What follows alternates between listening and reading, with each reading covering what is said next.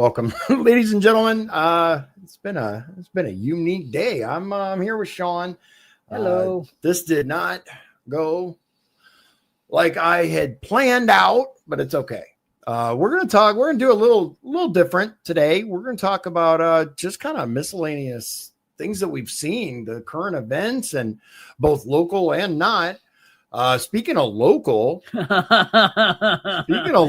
we'll start with something else. Okay, so there was a woman that was rescued. You sent me the article that was rescued after being trapped in her car for 6 days in Northwest Indiana. Mm-hmm. Wasn't it DeMott? Yeah, by DeMott and Wheatfield. Let's see here. Oh, that's the wrong one. Hang on. Let me get the. You can look it up.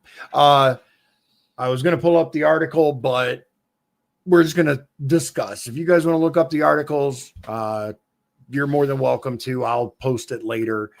But 6 days, man. Her phone was dead. She survived by dunking her sweater into standing water and then basically sucking on it, draining it into a thing or drinking it. Like, that's how another guy was able to survive. Like, also in Indiana, interestingly enough. Did you see that? I think I remember that story. Yeah, so that's kind of wild, man. Uh-huh. It really is. So I'm gonna find the other thing I was looking for, though, because let's talk about one of the things happening here locally. There is a commissioner who happens to own a property, a county commissioner who happens to own a property that was involved in an illegal operation. Yep. Now, there's a whole lot of back and forth on this. Is it her fault? Is she responsible? Blah, blah, blah. I will tell you, just because someone renting a building, a home, or whatever from you commits a crime does not mean you're guilty. Everybody knows that. It should be fairly straightforward knowledge. Now, that said, apparently months and months and months ago, it was reported in the media that this illicit operation was happening. If it was me and someone was doing that and the excuse was, well, I have a lease management company that rents it for me. I don't even know who I'm renting to. Okay. May want to reevaluate that, but whatever, not breaking any laws. Property management companies are a thing. They've been a thing. They'll continue to be a thing. If that was the case and they reported, hey, these crimes are occurring, and you did not evict them for running a criminal enterprise, that may change the law. It won't change the laws, but it may change your culpability in that situation. What could she be? Could she be charged with accessory? So I don't know, right? I don't pretend to be a lawyer, right? Maybe there's no charge at all, but I will say this. If you borrow your buddy's car, right, and you drive to the store and you get pulled over and there's drugs in the car, you're going to jail and they could take your buddy's car. It doesn't matter whose drugs they are. Uh-huh. Just like the guy from Florida, right? Who he loaned his buddy his car and the buddy went out and committed a crime. The guy had no idea his buddy went out and did crimes in his car. They charged the loaner, the guy that loaned his car out to his friend, charged him, he went to prison. Wow. Oh, yeah. Well, ignorance is no excuse. You're responsible for what anybody does with your property.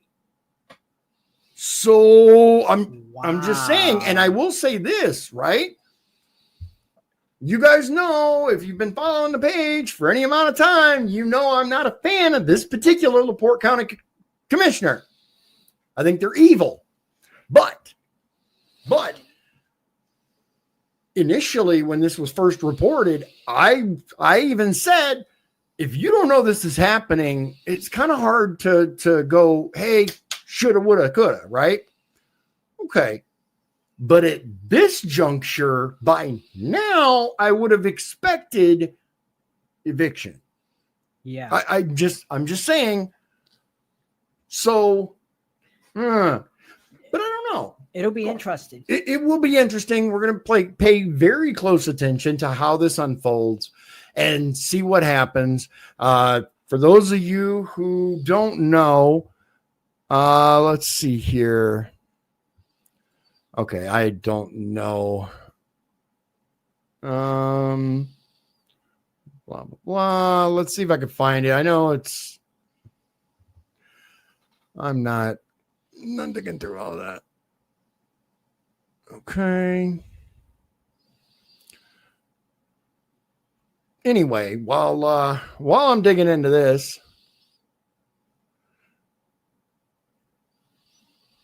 what have you seen that they have a? Yeah, here it is. Okay. Police bust massage parlor ring. If you guys haven't seen this, it is very interesting. This is Region News Source, which I'm a big fan of, by the way. Police bust massage parlor prostitution ring in Michigan City. The Michigan City Police Department began receiving complaints regarding a business, 2700 block of Franklin Street, according to court records. Massage parlor, right? So you guys can look it up. Look up Region News Service, police bust massage parlor. It should be like right there.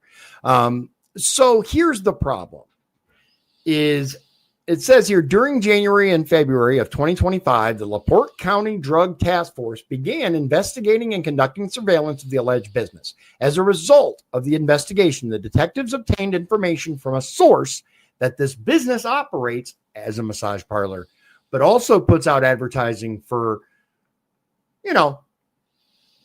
pornography or prostitution, basically.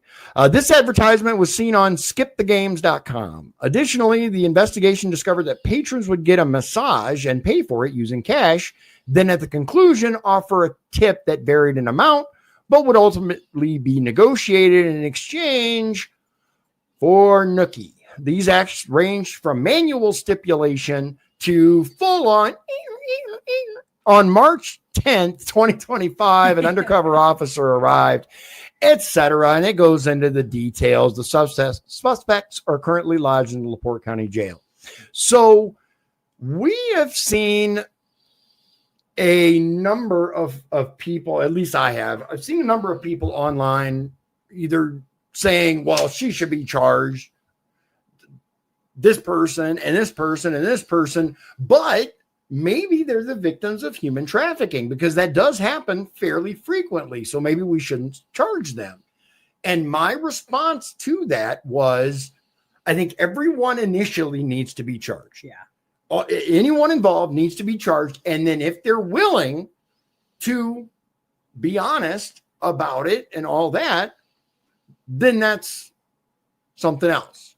All right. So, look, the reality of the situation here is that as far as whether prostitution is going on, whether human trafficking is going on, let's let the authorities do the necessary investigations. But I do think people should be aware of people involved in things that may not be positive. All right. Let's jump subjects because I really, really want to talk about this first because I like to stay focused on scams. Yeah, on local issues, and this is affecting local people, including this is happening across the country. You and I. FBI's warning to iPhone and Android users, delete these. It's called smishing. Phishing. Yeah, it used to be phishing. Then it was something else. Now it's smishing. So what is smishing? It's like SMS phishing. Yeah, SMS and phishing. So what they're doing though is they're saying that they're from the toll road and that you owe a small balance.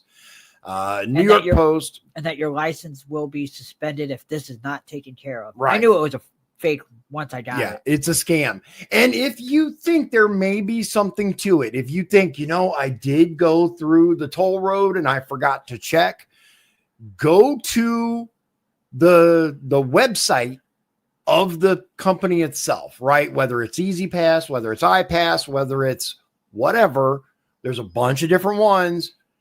Go to that website yourself by plugging it in directly into the browser and check.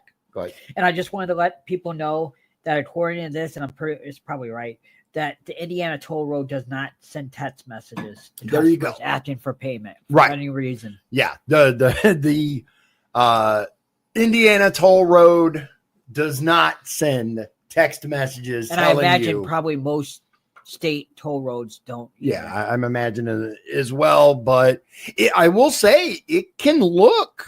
It looked real. It can look very real. It's like, oh, hey now. So I was like, it's funny because I had just gotten online. We went and had a toll and I was like, man, I got to pay that. So I had just gotten online. So I knew for a fact I did not have an outstanding balance. And I got that text and I was like, was there a problem? So I went back to the browser that I had already opened before when I did it and brought it up. And I'm like, oh, no. And I looked it up. Yep, it's a scam. It's a scam. All right. So this next story, you know what? Before we jump into that, I just want to let you guys know because I want Sean to know this too. Guys, we're living in the future. Here in Michigan City at Von Tobel Lumber. When's the last time you guys went into Von Tobel Lumber? Like 4 months ago in Vapo. Okay, there's one here, and they have, hold on. Oh, yeah, you told me. An exosuit. Yes, an exosuit. It is the brand that they have.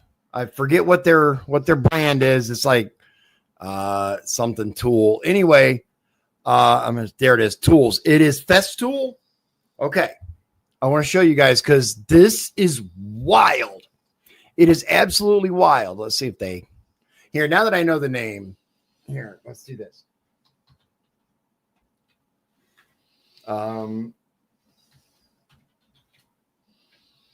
Okay, Hypershell X is what it's called. That's the exoskeleton Exoactive is the Festool thing. Here it is. Look at this. Real quick. That is crazy. How crazy is this? This is not from Von Tobel, but it's the same thing. The Festool exoskeleton Exoactive EXO blah blah blah blah blah is expensive. It's $3,500, but it helps like keep. That's the entire kit of it together, right? That's taking it out. It helps you like keep your arms held up. So you can do like drywall and all kinds of stuff. And so we saw that. We're playing with it. I got pictures of my son messing with it, right? Wearing it because it says, try me. We both were like, oh, hold on. Wow. Yeah, we were both like, no way. So I got pictures of him wearing it. And now that's what he really, really wants. So anyway, so we're like, it doesn't have a bottom.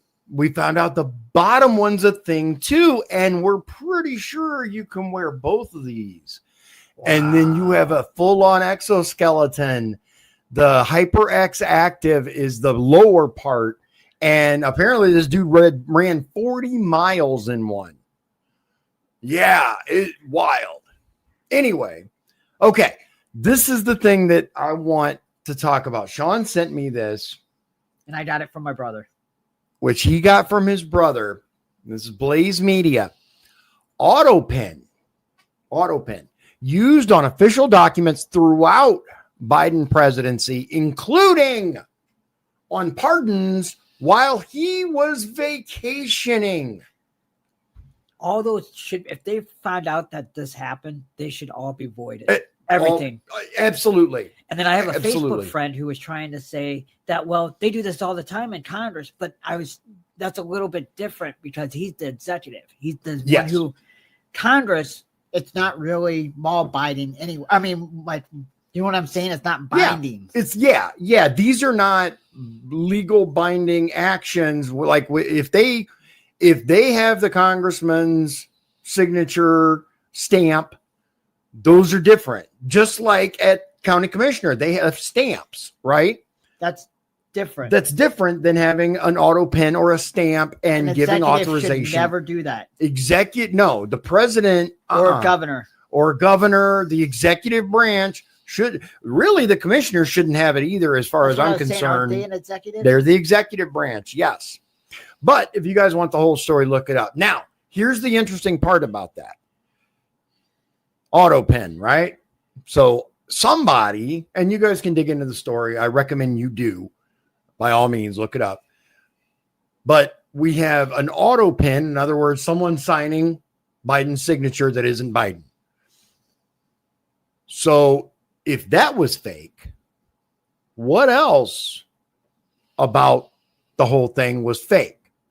New York Post, Trump aide Alina Habba, is it Habba or Habba? I think it's Habba. Habba gives inside look at Biden's fake Oval Office, guys.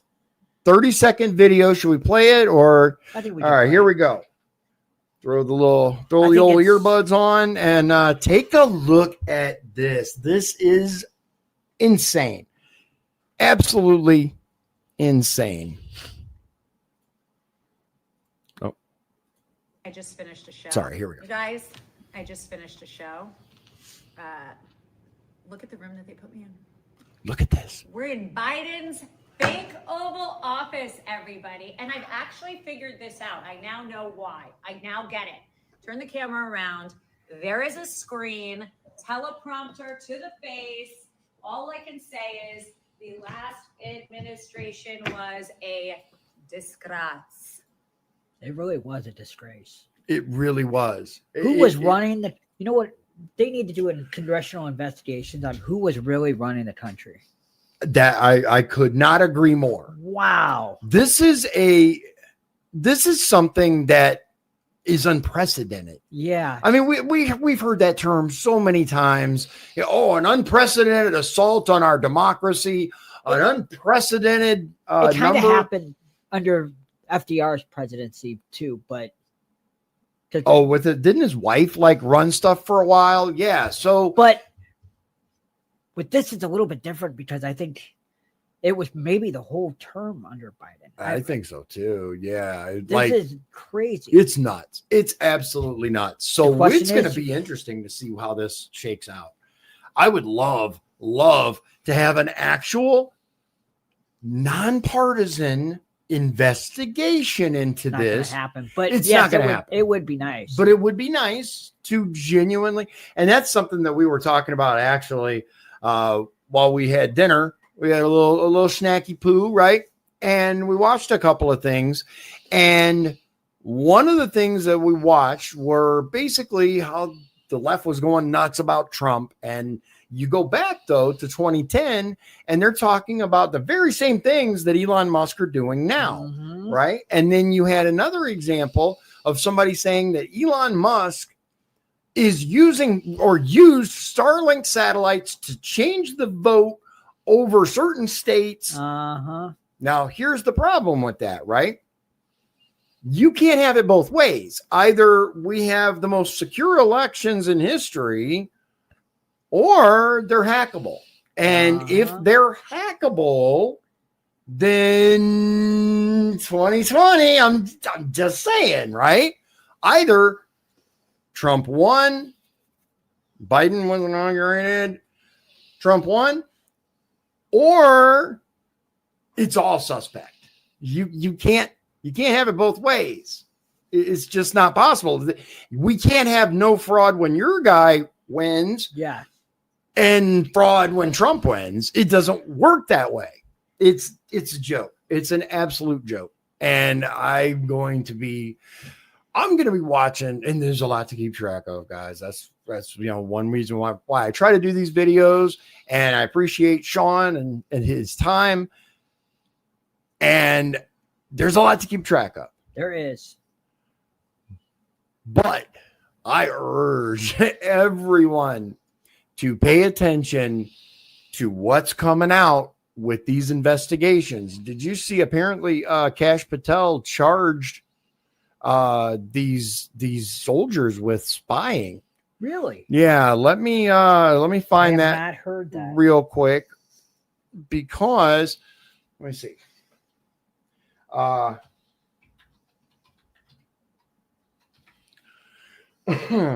Let's see here.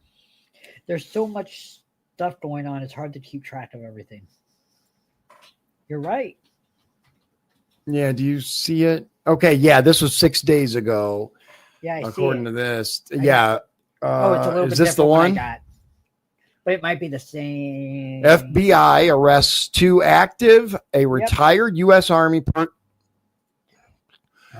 Bruh, these ads, dude, like for real. 2 active and a retired U.S. Army personnel on charges of spying. Oh no, this is for different. China. This is different. This is a different one. So look at this: 2 active duty U.S. Army soldiers and 1 former soldier arrested in Oregon on Thursday. Speaking of Oregon and the West Coast, did you hear about the Zizians? It's this cult. Did you hear about the Border Patrol agent that was killed by the transgender individual in New England or something? Okay, real quick. We don't have time to get into this because this is crazy, but check this out. What's that? Were you saying I haven't heard anything about it. Okay, hold on. Let's see. Border Patrol agent.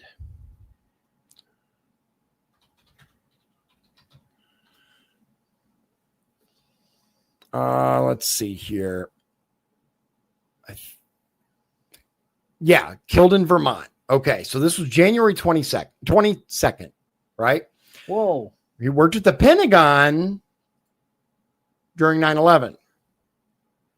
Now that's interesting. That's new. I did not see that. That's interesting. Yeah, this is the gentleman here.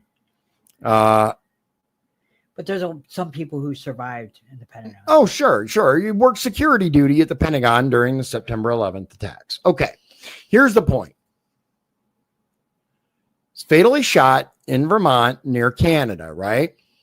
It left 1 suspect dead and another injured.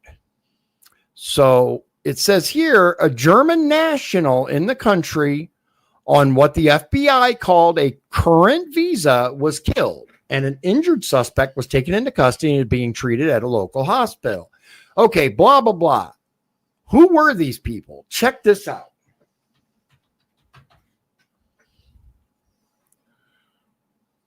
Now, this is AP, but a Vermont border agent's death was the latest violence linked to the cult-like Zizian group.